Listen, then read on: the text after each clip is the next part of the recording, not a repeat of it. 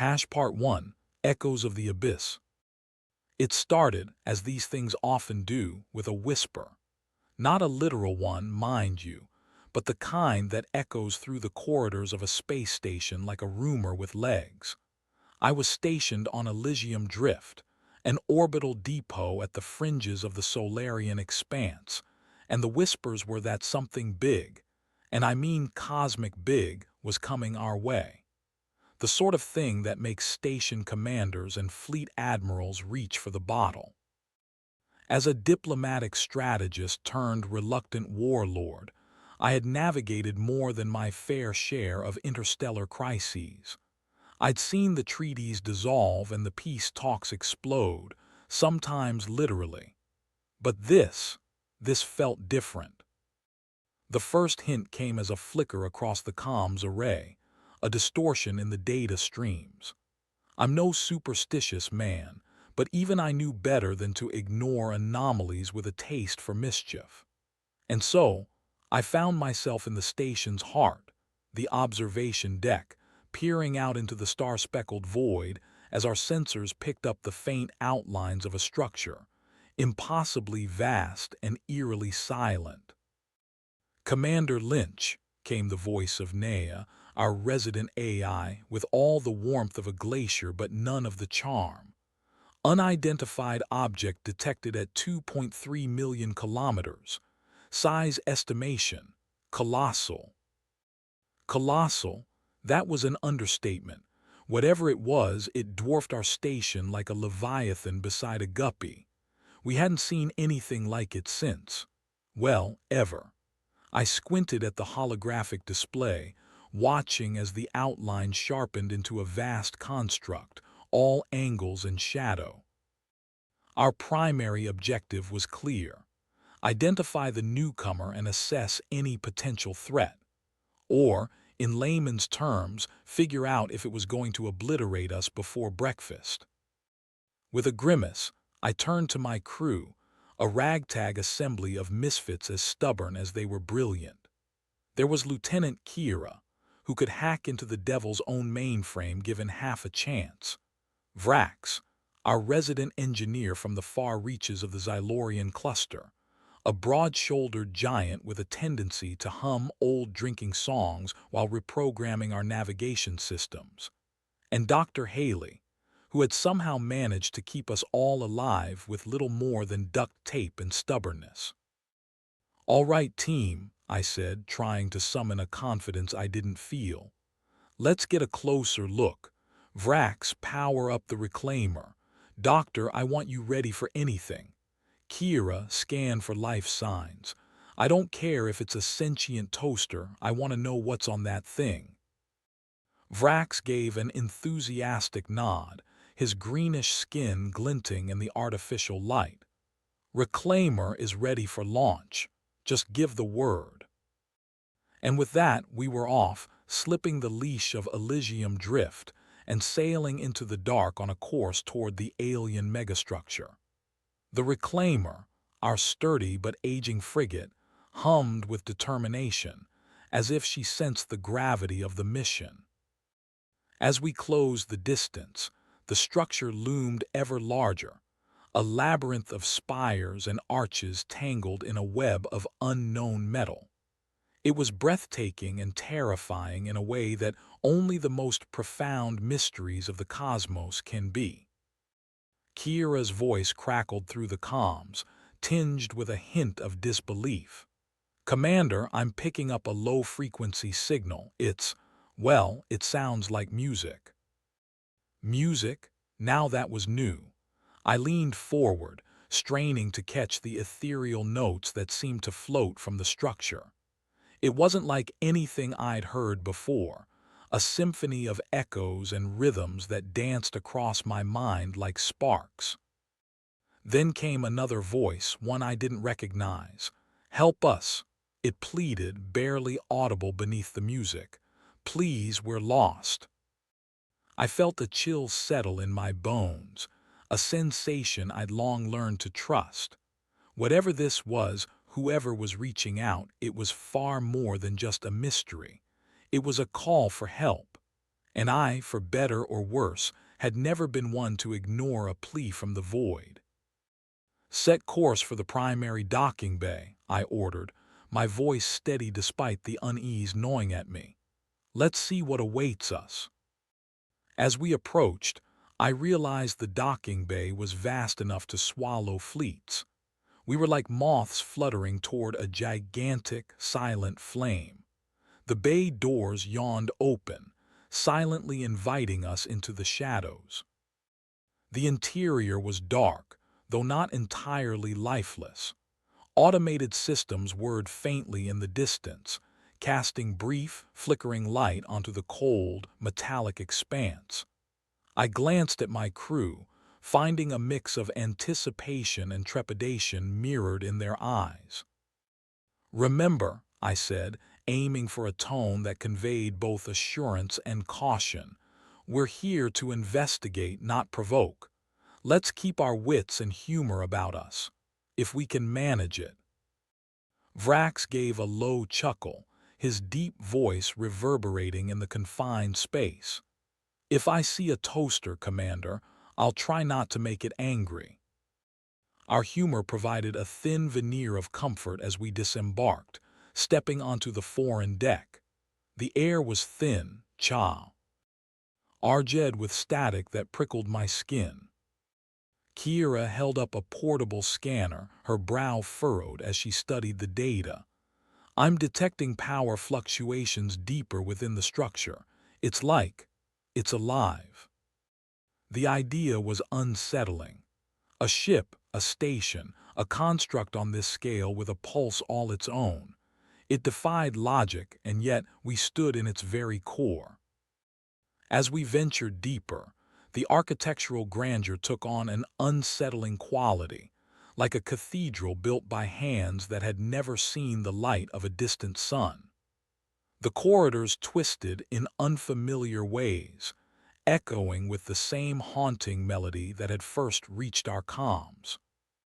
We followed the music, its tempo shifting as if pulling us deliberately into the heart of the mystery.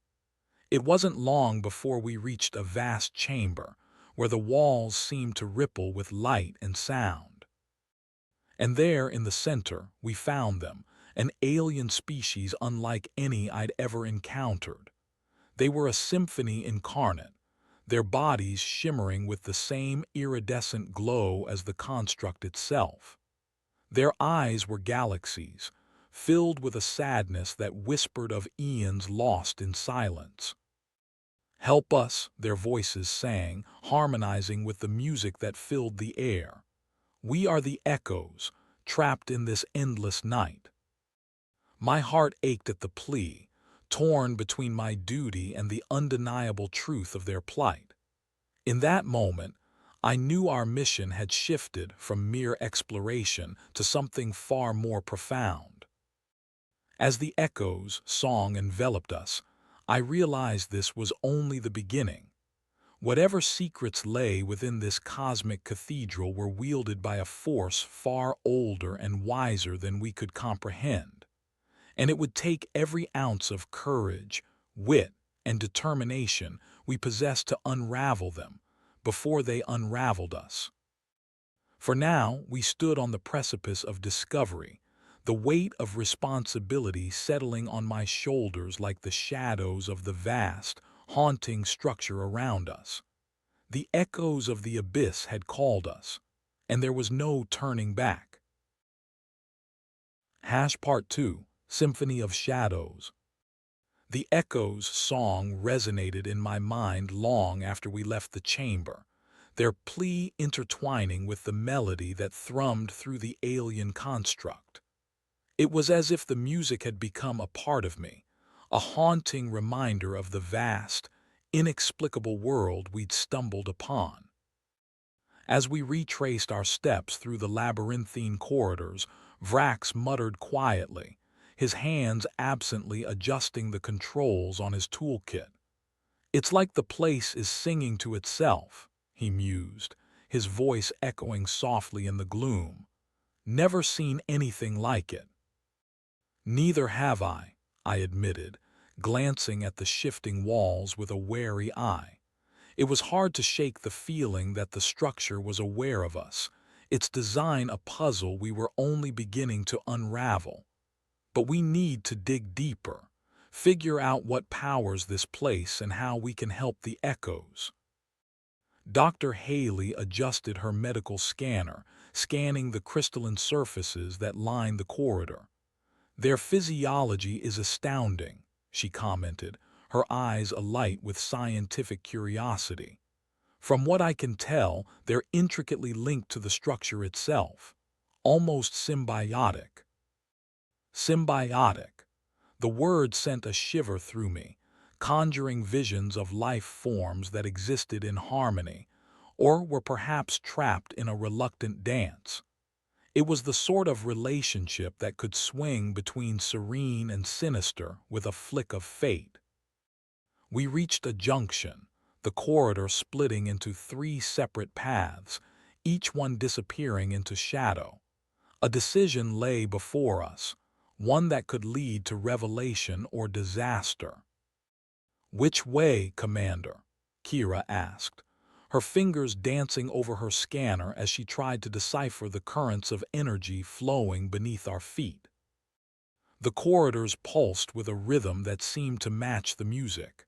I closed my eyes, listening, letting the song guide me as it swelled and ebbed like a tide. It was a risk, but every instinct urged me to trust in the melody. "Left," I decided, opening my eyes. "We follow the music." Our path led us deeper into the heart of the construct, where the walls shimmered with an almost organic glow. It was beautiful, yes, but also unsettling, a reminder that we were far from home, far from anything familiar. Before long, we entered a vast chamber crisscrossed with beams of light and shadow. At its center, a massive console glowed with a soft luminescence, its surface etched with runes and symbols that defied translation. Kira approached it cautiously, her eyes scanning the alien script. "This might be some kind of control center," she speculated, her voice tinged with awe. "But I'll need time to decrypt the language." "Make it quick," I urged, aware of the rising tension. "The longer we're here, the more exposed we are." As Kira worked, the rest of us spread out, exploring the chamber with a mix of caution and wonder. Vrax examined the walls, his fingers running over the intricate patterns with reverence. Dr. Haley studied the beams of light, their colors shifting like a living rainbow. Yet even as we sought answers, the music played its own symphony of shadows, weaving around us like a living thing. And in its depths, I sensed a presence, an intelligence that watched and waited. Then, without warning, the lights flickered, and the ground trembled beneath us. A low, resonant hum filled the chamber, vibrating through my bones with an intensity that set my teeth on edge. "Commander," Kira called, her voice sharp with urgency. "Something's happening. The systems are reacting to our presence." Reacting. That was putting it lightly. The whole place felt alive, responding to our intrusion with a mixture of curiosity and caution. We de-awakened something or someone within the depths of this cosmic cathedral. "Everyone fall back," I shouted as the tremors intensified. "We need to get out of here now." We scrambled toward the exit, but the way back was no longer clear. The corridors twisted, shifting like the branches of some great, unknowable tree, their paths obscured by shadow and light. And then, from the depths of the structure, came a sound that froze the blood in my veins. A low, resonant growl that echoed through the chambers like the voice of a forgotten god. "What in the stars?" Vrax breathed, his eyes wide as he scanned the darkness for the source. I didn't have an answer, but as we pressed on, each step a gamble, I couldn't shake the feeling that we were being herded, driven towards something deeper within. The growl came again, louder this time, reverberating through the corridors with a menacing cadence. Whatever it was getting closer, its presence a shadow that loomed over our every move. "Commander, we're being followed," Kira said, her voice low and tense. "I don't know what it is, but it's closing fast." I nodded, grim determination settling over me. We were in this now, a web of fate and fear, caught between the echoes of the past and the unknown threats of the present. "Keep moving," I ordered, drawing every ounce of resolve I possessed. "We'll find a way through, just stay together." The music swelled, its tempo urgent and insistent, guiding us through the shifting maze. And as we ran, driven by desperation and hope, I knew that whatever lay ahead, be it salvation or danger, we would face it together. After all, we were crew, bound by shared purpose and the unyielding currents of the universe. And in these depths, where shadows danced to the symphony of stars, we would find our path or be consumed by the abyss. For now, there was only the music, the mystery, and the chase. And somewhere within the labyrinth, the answers awaited, if only we could reach them in time. Part 3. The Enigma's Embrace. The corridors whispered of ages past, their shadows entwining with the urgency of our footsteps as we plunged deeper into the labyrinth. Each turn seemed like a misstep, yet the music, that relentless, haunting symphony, only grew stronger, a beacon guiding us through the darkness. We were running on instinct now, adrenaline heightening every sense, as if the construct itself was a living entity watching our every move. The growl, that foreboding presence, still echoed behind us, a reminder that we were not alone in this vast, alien maze. "Commander," Kira gasped as we rounded a corner, "we're nearing a large open space. It could be an exit or maybe a safe point." I nodded, breathing hard, my heart pounding in tandem with the melody that filled the air. "Let's hope it's not a dead end." The corridor opened into an expansive chamber, its ceiling arched high above like the nave of some forgotten cathedral. Light poured in from a series of crystalline apertures, casting intricate patterns across the floor that shifted like constellations. In the center stood a device unlike anything we'd seen, a colossal apparatus of swirling gears and shimmering panels that thrummed with an energy both ancient and vibrant. It was magnificent, and yet it exuded a sense of both wonder and foreboding. Vrax approached it with a mixture of reverence and caution, his eyes wide. "This is incredible. It's like a neural hub, but on a scale I've never imagined. The power source must be immense." Dr. Haley, catching her breath, glanced around with equal parts awe and wariness.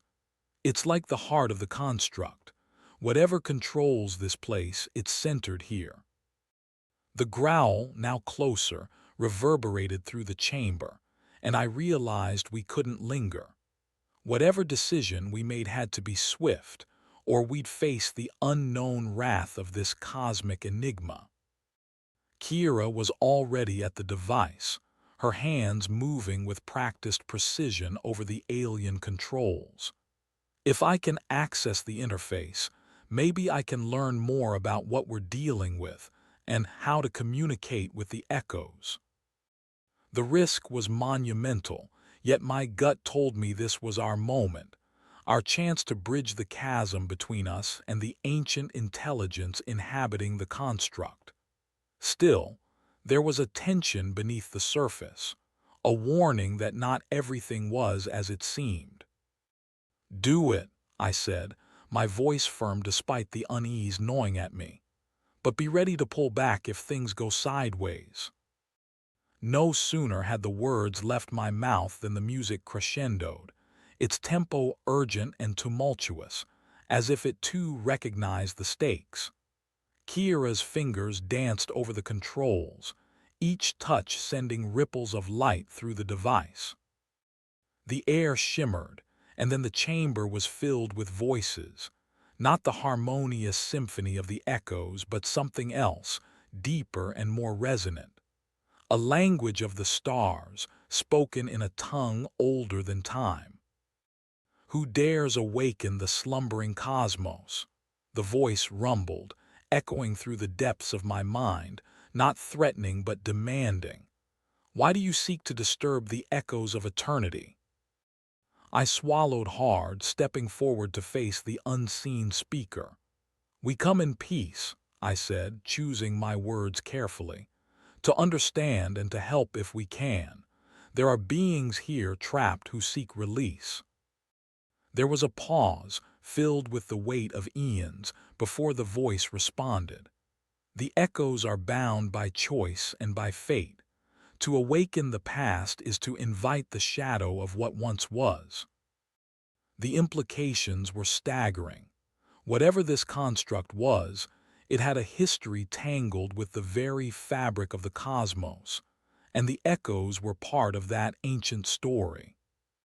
"Commander, something's happening with the device," Kiera warned, her voice tight with concentration. It's opening a data stream." On instinct, I stepped closer, feeling the pull of the unknown as if the very stars had woven a web around my soul. The device flared, releasing a cascade of images and sounds, a tumultuous history of the construct, of civilizations lost and found, of the echoes' enduring song. They were guardians once, the echoes, protectors of a wisdom that bridged dimensions, until an ancient war tore through the fabric of existence, binding them to the construct as both sanctuary and prison. With each cycle, the choice remains, the voice continued, a solemn cadence to its words, to remain eternal guardians or to embrace the silent void. This was the crux of their dilemma, their eternal struggle. To aid them was to tamper with a balance as delicate as a star's own light.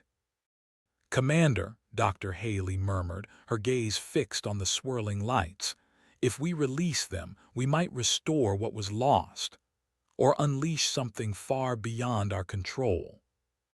It was a choice no one should have to make, yet here we stood on the precipice.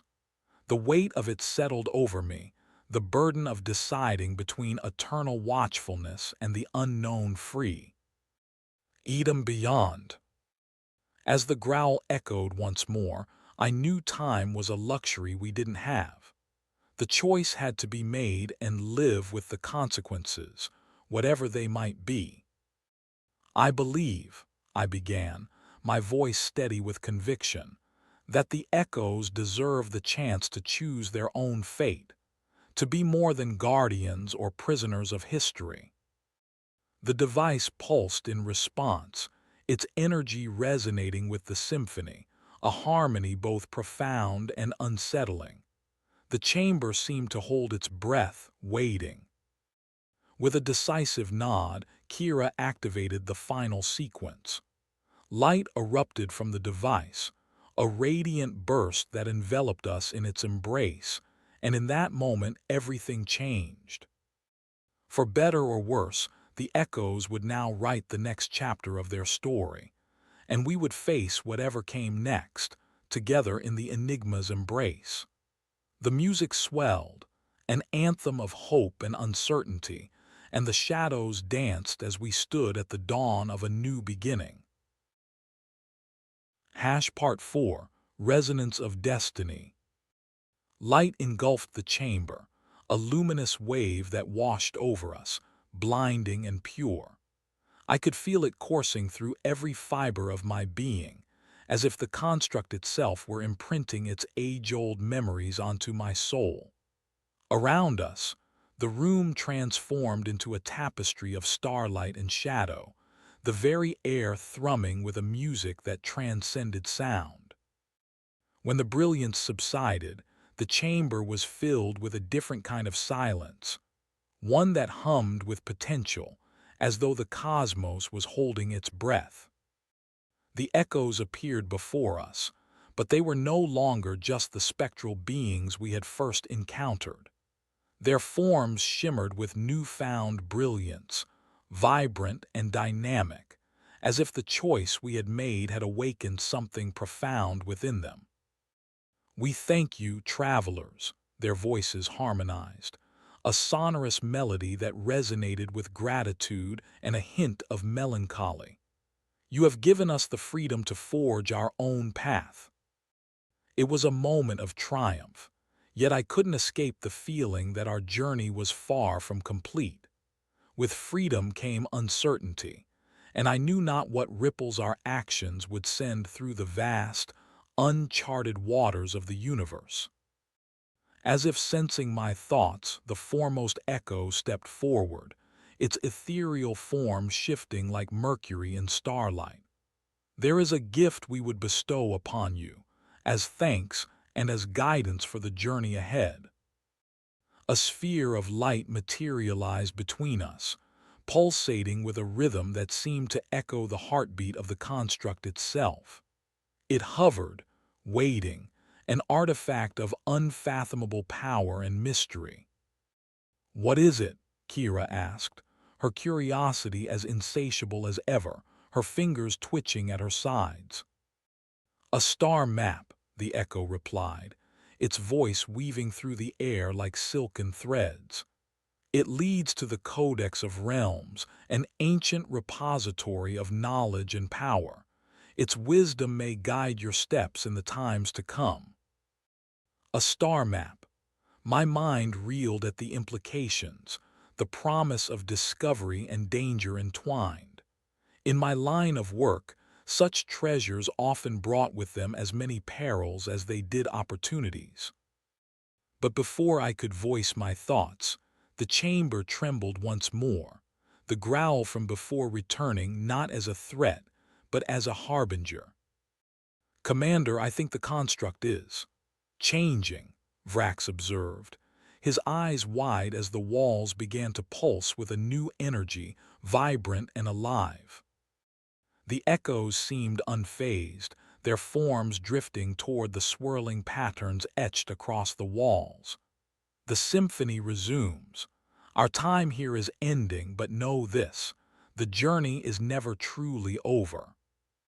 And with that they dissolved into light, their essence merging with the construct's pulsing core. The music crescendoed, a final, resounding note that lingered as the chamber began to shift. "Time to go," I ordered, the urgency clear in my voice. "We've done what we came for. Let's not overstay our welcome." We retraced our steps, the corridors now lit with a warm, welcoming glow. The construct, it seemed, had accepted us, or rather, our intent, allowing us to depart unscathed. As we reached the docking bay, the reclaimer awaited, her engines a comforting hum in the silence.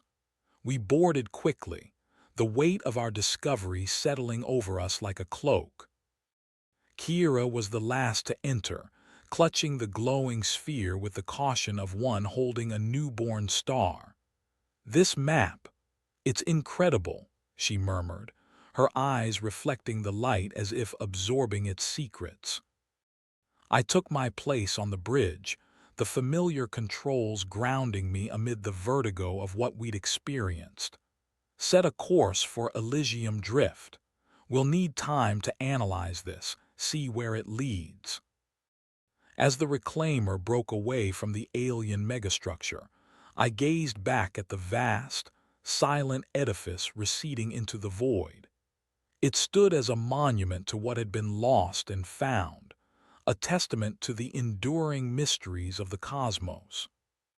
But as we sailed away, I couldn't shake the feeling that we were being watched, that our actions had set a much larger sequence in motion. The universe, after all, was a web of interwoven destinies, and we had just plucked a thread at its heart. No rest for the weary, is there? I quipped, trying to lighten the weight that clung to us like stardust. Dr. Haley glanced up from her console, a wry smile playing at her lips.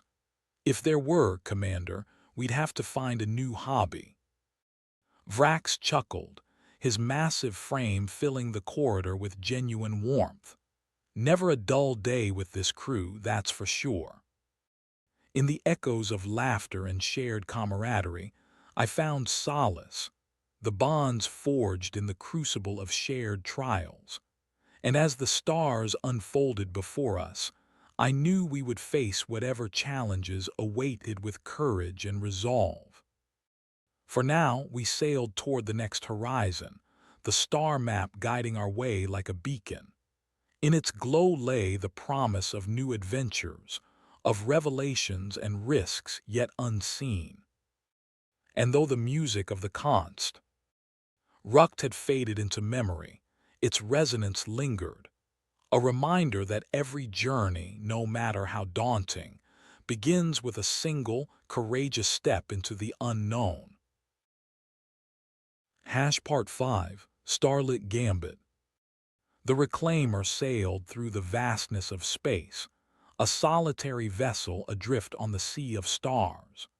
The journey back to Elysium Drift stretched before us, but the weight of the star map's glow filled the air with an electric anticipation that no distance could dim. We gathered in the operations room, a place where steel and circuitry met the unyielding resolve of a crew forged by trials and triumphs. The sphere lay at the table's center, its luminescence casting shifting patterns across our faces, a celestial dance of light and shadow.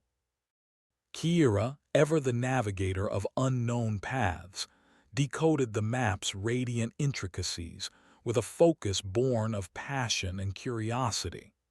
Lines of light unfurled from the sphere, tracing constellations and courses through the tapestry of stars. "This is incredible," she breathed, her eyes wide with wonder. "The map charts a course to countless systems, some known, many lost to time. But there's a focal point, one destination that seems to pull the others toward it." "The Codex of Realms," I murmured, the name heavy on my tongue with the promise of discovery. "It sounds like the stuff of legends. What do you think it is?" Dr. Haley leaned forward, her gaze analytical yet intrigued. "If the echo's words are true, it could be an archive of knowledge from another era. Artifacts like that often carry great power and equally great peril." Vrax gave a thoughtful nod, his expression a blend of curiosity and caution. "We're not the only ones who might be interested in such a treasure. We could be competing with others, some less friendly than the echoes." The warning hung in the air like a prescient cloud, and I knew Vrax was right. The universe was filled with seekers of power, drawn to opportunity like moths to starlight. "First things first," I said, my mind turning over our options like a chessboard. "We need to safeguard this map and plan our next steps. We can't plunge in blindly, not with stakes this high." But even as I spoke, the air wavered, as though reality itself held its breath. Within moments, the Reclaimer's systems flickered, lights dimming as an unfamiliar energy signature swept through the vessel. "Commander, we've got trouble," Kira warned, fingers flying over her console. "Anomalous readings detected, something's trying to breach our systems." The room tensed, the magnitude of the threat sinking in. A technological ghost, reaching out from the void, probing for weaknesses in our defenses. "Prepare for evasive maneuvers," I ordered, adrenaline sharpening my focus. "Vrax, reinforce our shields. Doctor, monitor for any breaches." The reclaimer shuddered as the unseen force intensified its assault, the ship's hull groaning with the pressure of an enemy we couldn't see. It was a predator's embrace, relentless and cold. Then a voice crackled through the comms, smooth and calculating. "Greetings, reclaimer. I advise you to relinquish the artifact and cease your pursuit. It belongs to us." The voice carried authority, yet it dripped with the arrogance of one accustomed to command. No name was given, but the intent was clear. "And who might you be?" I replied, keeping my voice steady, defiant in the face of this unseen adversary. "A guardian of the veil," came the response, laced with a confidence that hinted at hidden power. "Custodians of knowledge that you have unwittingly trespassed upon. Your actions risk unraveling the tapestry that binds the cosmos." Guardians of the veil. The name resonated with an ancient echo, a whisper of forgotten legends. We were not merely dealing with opportunists, but with those who claimed rightful dominion over the secrets we sought. "Your tapestry is none of our concern," I retorted, the words bold yet calculated. "We act in pursuit of understanding and peace." The comms fell silent, the tension mounting as the reclaimer danced through space, its trajectory a gambit of survival against an unseen foe. Minutes felt like hours, the weight of the confrontation pressing down as we navigated the labyrinth of stars, the Guardian's presence a shadow looming large.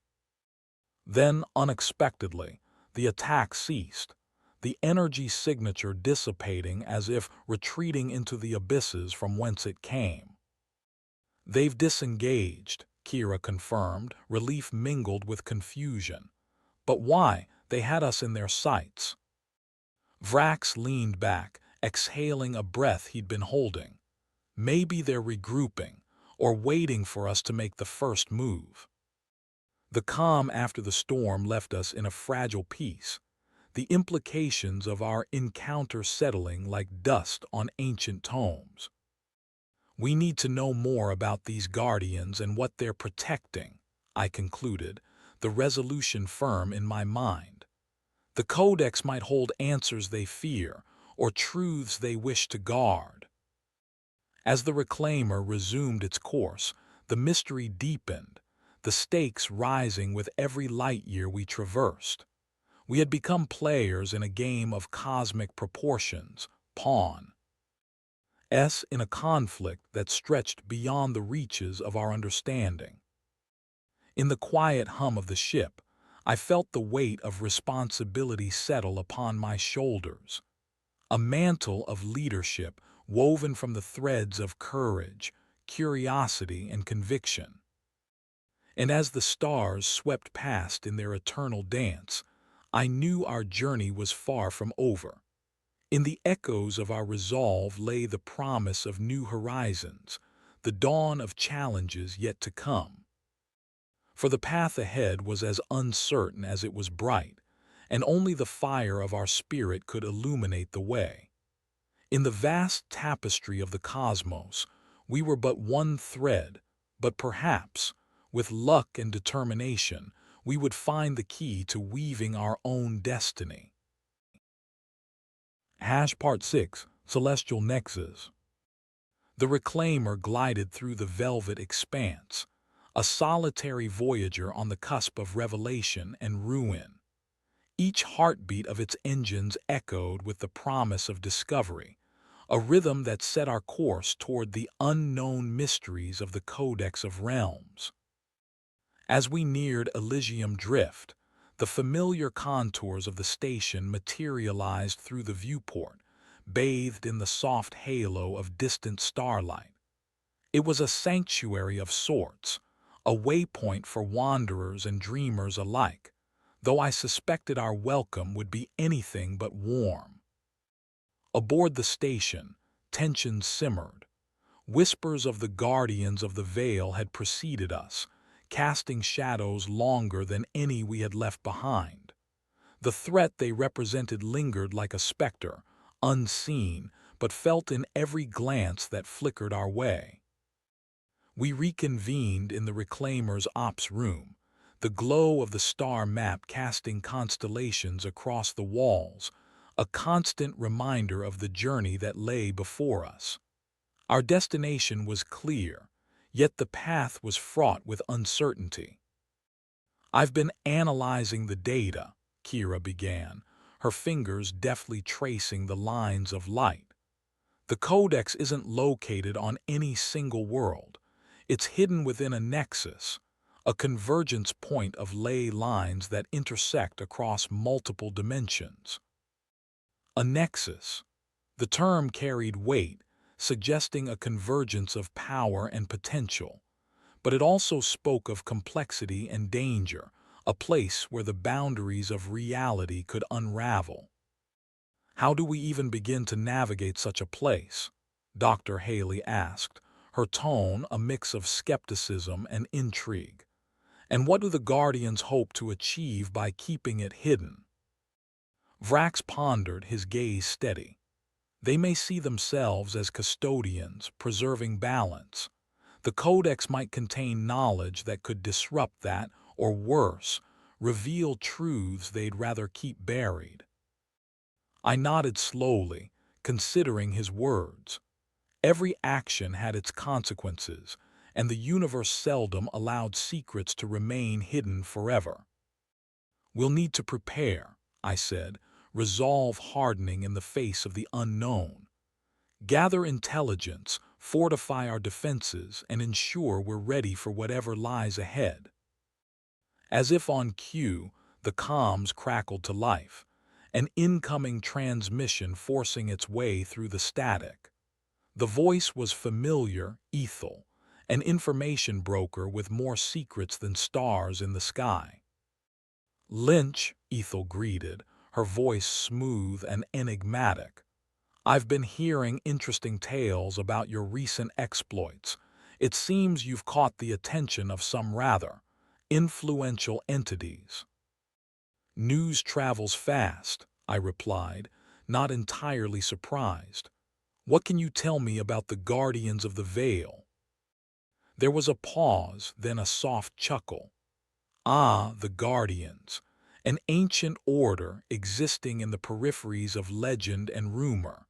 They believe themselves protectors of the cosmic balance, and they're not known for their leniency." "Not exactly the welcoming committee I'd hoped for," I remarked dryly, my mind working through the implications. "You'll need more than wit if you're planning to continue your quest," Ethel continued, her tone shifting to one of caution. "The Guardians are formidable, but their focus is often divided. They won't pursue you beyond the Nexus, not if you know how to navigate its currents." "And you know how," Kira interjected, her curiosity piqued. "As it happens, I do," Ethel replied, the faintest edge of amusement in her voice. "But knowledge like that comes at a price." A price. There was always a cost, one way or another, yet the stakes demanded we take the gamble. "Name it," I said, weighing the scales of risk and reward. "Deliver a package for me," Ethel proposed, her tone turning businesslike. "A simple task, but it requires discretion. Do this, and the secrets of the Nexus are yours." I glanced at my crew, their expressions mirroring the mix of determination and trepidation I felt. The path was uncertain, but it was ours to tread. "Agreed," I said, sealing the deal with a silent promise to see it through. With Ethel's guidance, preparations began in earnest. We fortified the Reclaimer, enhancing her systems, and acquired supplies for the journey into the unknown. Each step was a calculated move in a game whose rules we barely understood. As the final arrangements were made, I found myself drawn to the viewport, the heavens stretching infinitely beyond. The stars blinked, distant and indifferent, yet their light offered a reassurance that transcended time, a beacon for those who dared to seek.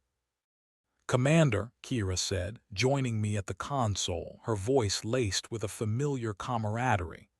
"Ready to chase legends?" "Ready as I'll ever be," I replied, the thrill of adventure coursing through my veins. "Let's find out what stories the Codex has to tell." And with those words, the Reclaimer pushed off from Elysium Drift, her engines propelling us toward the Nexus. To paths unwritten, to destinies unchosen, to the celestial dance that awaited us between the folds of reality. As we soared through the starry expanse, I couldn't help but wonder what lay at the heart of the Codex, and whether we were truly prepared for the revelations it promised. In the silence of space, our quest stretched ahead like an uncharted constellation, the next chapter of an epic far larger than ourselves. For in the tapestry of the universe, we were both weavers and threads, bound to the choices we made, and the wonders we dared to seek. Part 7, The Veil's Gambit. The Reclaimer plunged through the cosmic sea, her trajectory set for the Nexus, an anomaly, a convergence of realities that lay at the heart of our quest. The star map's light pulsated softly, casting a luminescent halo that danced across our faces like whispers of forgotten realms. Upon entering the sector, the fabric of space began to shimmer, as if the universe itself held its breath. The coordinates Ethel had provided guided us to a region where the stars clustered in improbable configurations, their light warped by gravitational eddies that defied natural laws. "Welcome to the threshold," Kira announced, her voice a mix of awe and apprehension. The displays flickered with readouts that made no sense, star systems overlapping, dimensions intersecting, an orchestra of dissonant harmonies playing out in the cosmos. Dr. Haley leaned in, her brow furrowed as she studied the data. "The energy readings are off the charts. If we're not careful, we could be torn apart or lost in some alternate dimension." Vrax adjusted his seat, his gaze steady. "We've come this far, no turning back now."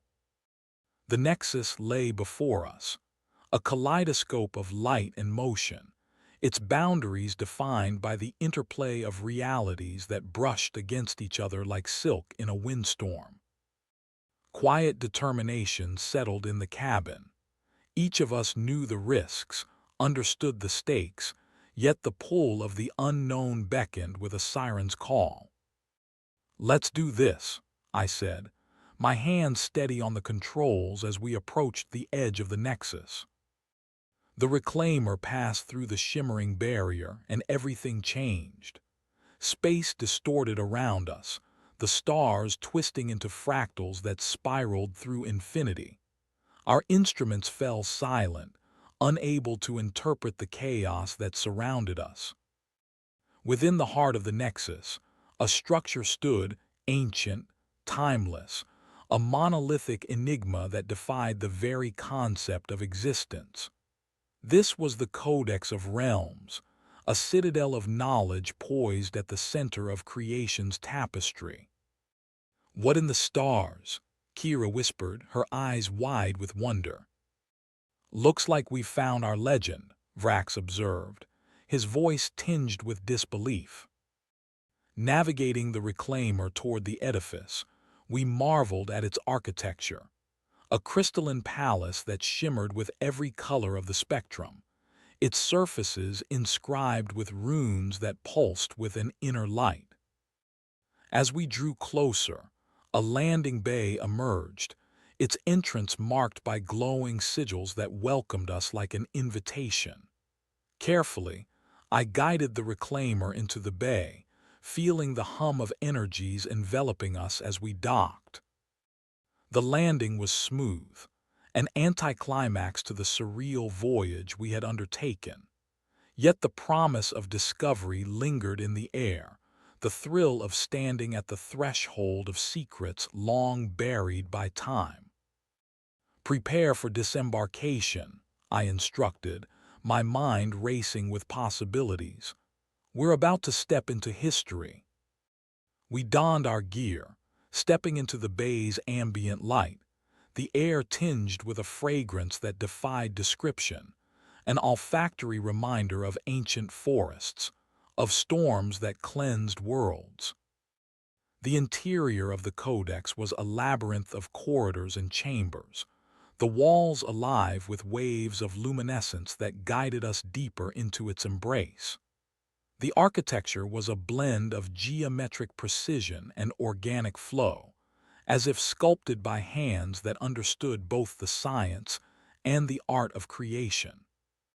"Look at these markings," Dr. Haley said, gesturing to the intricate runes that adorn the walls. "Each one is a key, a fragment of a story waiting to be unlocked."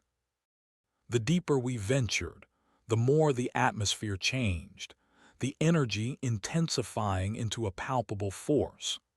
It was as if the codex itself was aware of our presence, its essence enveloping us in a tapestry of memories that transcended time. Ahead, a great hall opened up, its vastness filled with shelves of crystalline tablets that glowed with an unearthly light. This was the heart of the codex, the repository of knowledge that spanned epochs. Kira approached one of the tablets, her fingers brushing its surface. "The data, it's alive," she breathed, off-filling her voice. "This is more than just history, it's a living record." As we explored the hall, each discovery was a revelation, a glimpse into civilizations that had risen and fallen, into technologies that redefined existence, into philosophies that questioned the very nature of reality. But amid the wonder, a deeper truth emerged, the realization that the codex was more than a library. It was a beacon, a nexus point that bound dimensions and guided those who dared to seek. And as we delved into its depths, the echo of the Guardian's warning lingered. The knowledge we sought to unlock could alter the balance of the cosmos, a burden heavier than any we had borne before. The silence was broken by a shift in the air, a tremor that resonated through the hall like the tolling of an ancient bell.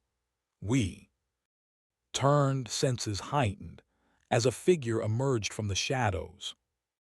It was a guardian, robed in luminescent cloth that shimmered with the colors of the universe. Their presence was commanding, their gaze holding the weight of millennia. "You have entered sacred ground," the guardian intoned, their voice both chastisement and acknowledgement. "The codex is a gift and a curse, a truth and a challenge." I stepped forward, meeting the guardian's gaze with a resolve that matched their own. We seek to understand, to learn from what has come before, to find a way forward. The guardian regarded us for a moment, their expression inscrutable. Then, with a gesture, they beckoned us to follow. "Then come," they said, "the journey is only beginning." With that, we left the hall, the promise of revelation guiding our steps as we followed the guardian deeper into the heart of the codex. The tapestry of fate unfurled before us, threads of destiny intertwining in a dance that would shape the course of our future. For in the Codex of Realms, the past and present converged, and within its embrace lay the keys to a universe vast and wondrous, a universe waiting to be explored by those with the courage to seek its truths. Part 8, The Prism of Paradox. The corridors of the Codex twisted like the currents of a cosmic river, leading us through an ever-shifting landscape of light and shadow. Our guardian guide moved with mysterious grace, their presence a blend of authority and enigma that left us both wary and intrigued. As we traversed the labyrinth, the walls came alive with stories, holographic phantasms that replayed the rise and fall of civilizations, the birth and death of stars. It was an archive of the universe itself, a testament to the endless cycle of creation and destruction. Kira whispered to herself, eyes wide with wonder as the tableaus unfolded around us. It's like walking through the dreams of the cosmos. Dr. Haley nodded, her analytical mind struggling to process the wealth of information. Every frame is a puzzle, every image a piece of history. This is more than an archive, it's a living entity. The Guardian led us into a chamber unlike any we had encountered, a spherical room where the very air shimmered with a kaleidoscope of colors. At its center stood a prism, rotating slowly on an unseen axis, each facet reflecting a different reality. "This is the prism of paradox," the Guardian announced, their voice echoing across the chamber. "Here, the boundaries of possibility are tested, and the nature of choice is laid bare." The prism was mesmerizing, its facets shifting with each rotation, revealing glimpses of worlds and timelines that stretched beyond comprehension. It was a window into realities that could have been, might yet be, or perhaps never were. "Why show us this?" I asked, a sense of foreboding tugging at the edges of my curiosity. "What purpose does it serve?" The Guardian's eyes met mine, their gaze penetrating. "The Codex is not merely a repository of knowledge, but a crucible of transformation. Here, one learns that every choice casts a shadow, and every path taken is mirrored by those forsaken." The implications were staggering. The prism was a tool of profound insight, capable of revealing the ripple effects of decisions across time and space. Dr. Haley stepped forward, her interest piqued. "Does it predict the future or merely illustrate potential outcomes?" "Neither," the Guardian replied.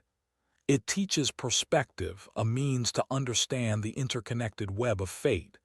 In viewing the prism, you may glimpse fragments of your own journey and the echoes of choices yet to come." The chamber fell silent as we absorbed the gravity of their words. Here, in this sacred space, we were offered a glimpse into the fabric of existence, a chance to see the tapestry as it wove its way through the universe. Vrax approached the prism, his presence a steady anchor amid the swirling vortices of light. "What do we do with this knowledge? How does it guide us?" The Guardian gestured toward the prism, an invitation and a challenge. "Each of you must look into the prism, see what awaits, consider what you learn, and determine what path you will forge." With a mixture of trepidation and resolve, I stepped forward, the prism's light reflecting off my face. As I peered into its depths, the chamber around me faded, replaced by visions that danced on the edges of perception. I saw worlds aflame, consumed by conflict and chaos. I saw alliances formed and shattered, friendships tested and reforged. I saw myself standing at crossroads, weighed by the burden of leadership, faced with choices that would define my path. Each image was accompanied by an echo, a reminder of what might be lost, what could be gained. It was a glimpse into the heart of possibility, a reflection of the myriad paths that stretched before me. And amid the kaleidoscope of futures, a single truth crystallized, that the journey was not solely mine to undertake. It was a shared tapestry, woven by the decisions and dreams of those who traveled beside me. As the visions receded, replaced by the familiar surroundings of the chamber, I felt a profound sense of clarity. The path was uncertain, yet it thrummed with the promise of potential. Kira, Vrax, and Dr. Haley each took their turn, their expressions shifting as they gazed into the prism. Moments later, they returned to the present, their eyes carrying the weight of newfound understanding. "The prism offers no easy answers," Kira remarked, her voice tinged with the echoes of her experience. "But it reminds us that our choices, however small, matter." Vrax nodded thoughtfully. "Every action, every decision leaves a mark. It's up to us to choose what kind of mark that will be." Dr. Haley stepped back, her expression contemplative. "We're not just passengers on this journey, we're its authors."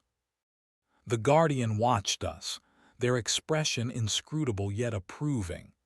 "The Codex offers wisdom, but it is your courage that will shape the future." With a bow, the Guardian guided us back through the corridors, the Codex resonating with the echoes of our experience. As we returned to the Reclaimer, I felt a deeper connection to my crew, a shared resolve to face whatever lay ahead. The Codex had given us a gift, one not of certainty, but of insight.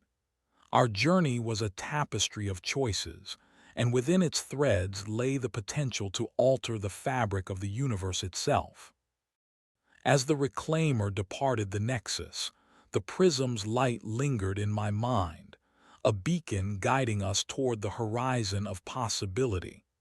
Together, we would face the challenges, embrace the mysteries, and write the next chapter of our story. For in the dance of stars and shadows, we were not simply passengers. We were creators, weaving our own destiny in a cosmos vast and wondrous, and in its embrace lay the keys to futures uncharted and untold. Part 9. The Celestial Confluence. The Reclaimer surged through the ebon drapery of space, her trajectory set away from the Nexus, the Codex of Realms, a luminous memory receding into the celestial distance. Yet its echoes lingered, a symphony of discovery and choice that resonated within each of us. Back in the command center, a quiet determination settled over the crew. The Codex had granted us insight, yet it was our decisions that would light the path ahead. With each passing moment, I felt the weight of my role not just as commander, but as a guide through the labyrinthine corridors of destiny. "Commander, there's something here you should see," Kira called, breaking the contemplative silence. Her eyes were alight with a spark of discovery, fingers deftly orchestrating the console as a new series of data unfurled across the screen. "Have you ever seen spatial coordinates like these?" she asked, her voice a blend of curiosity and disbelief. I peered at the display, the symbols coalescing into a pattern, a map not unlike the one that had led us to the Codex, but tangled with layers of complexity that suggested a web rather than a line. "Those are temporal signatures," Dr. Haley observed, leaning in with a scrutinizing eye. "We're looking at a convergence point in space-time." A convergence.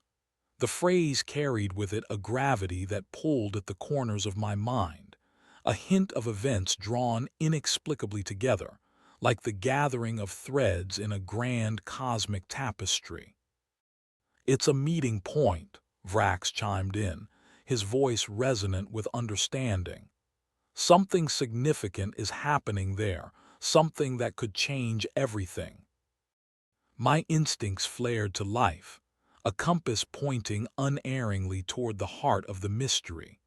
Whatever was occurring at that confluence, it was no accident.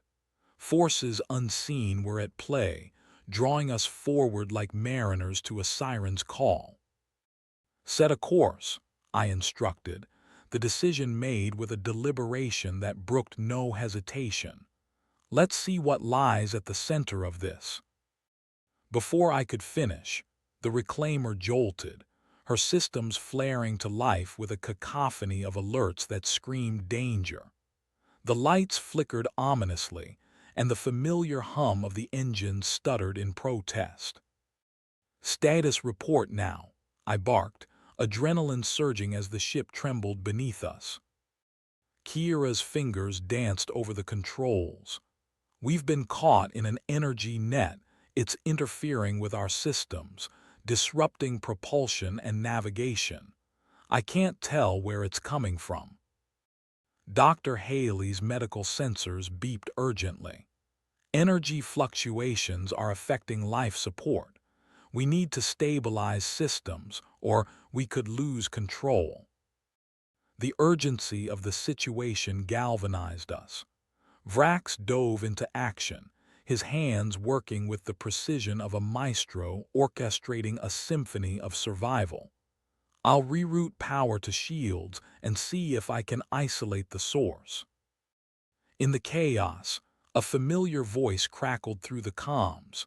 The smooth, calculated tones of our old adversary, the guardians of the veil. "You should have heeded our warning, Reclaimer," the voice intoned, cool and confident. "The convergence is not for you. This is your final notice." The implications slid through me like ice. The Guardians had known, perhaps even orchestrated the convergence, and they were determined to ensure it remained undisturbed. "We're not here to interfere," I parried, voice steady against the storm of challenges. "We seek understanding, nothing more." The comms fell silent, and for a heartbeat, I wondered if diplomacy had found purchase. Then, without warning, the Reclaimer was rocked by an unseen force, systems screaming as the energy net tightened its grip. Kira's voice cut through the din. "Commander, we have an incoming vessel. It's the Guardians. They're moving to intercept." The tension ratcheted up another notch. We were caught in a vice, the threat of capture or destruction a blade at our throats. But in that crucible, clarity emerged. The Codex had taught us the value of choices, and in this moment we were defined not by circumstance, but by resolve. "Hold course," I commanded, the directive underscored by the fire of determination. "We're not backing down." The Reclaimer shuddered, her engines protesting as we hurtled toward the convergence, a locus of light and gravity where reality itself seemed to unravel. As we neared the nexus, the Guardian's vessel loomed, a sentinel of warning against a backdrop of cosmic majesty. Yet even their presence paled beside the spectacle before us, a swirling vortex of energy, vibrant and alive with the colors of creation and dissolution. "We're riding the cusp of a singularity," Dr. Haley observed, awe in her voice mingling with urgency. "If we get too close—" "I know," I agreed, the enormity of the risk a weight borne willingly. "But if we can break free—" Vrax's hands moved like quicksilver. "I can boost the engines. Give us just enough thrust to escape the net. It'll be tight." "Then do it," I urged, my trust in him implicit. "Let's see what's on the other side." The Reclaimer surged forward, engines flaring to life with a roar that defied the universe's constraints. The energy net crackled, strained, then shattered as we burst through its grip. For a breathless moment, we danced on the edge of eternity, the singularity pulling at us with inexorable gravity. And then, with a shuddering heave, the Reclaimer broke free, propelled through the vortex by the force of our collective will. On the other side, the cosmos awaited, a tapestry unfurled, rich with promise and potential. The convergence lay behind us, a reminder of the challenges overcome and the choices that defined us. And as the stars stretched out before us, I knew our journey was far from over. The universe was a confluence of stories, each thread a tale waiting to be told. In that moment, amid the echoes of destiny and determination, I understood that we were not mere wanderers. We were architects of our own fate, and the future was ours to shape.